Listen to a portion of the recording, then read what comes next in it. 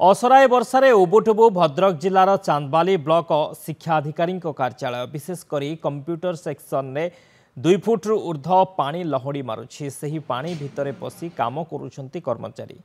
दिन दिन पानी जमी रहिबा फल आसबाबपत्र विभिन्न दरकारी कागजपत्र नष्ट होगा सहित कर्मचारी मानकु सापर भय रही। अन्यपटे पानी रे पशि कार्य करने फल विभिन्न असुविधार सम्मुखीन होउछंती कर्मचारी।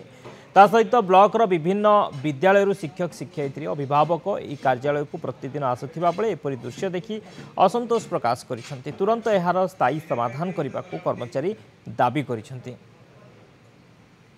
पानी बुधवार ठार वर्षा जो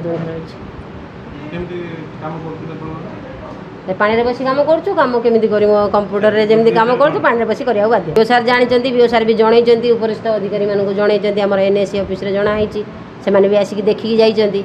दीर्घ 2014 मसीह ठारू बी ऑफिस एठार कार्यकारी होउछि किंतु गत 5 दिन है आज पर्यंत लहड़ी भांगुची बी ऑफिस कंप्यूटर सेक्शन एठी जे एमडीएम दीदी अच्छी जड़े मंटू बोली जड़े सार अच्छा मैंने काम करें।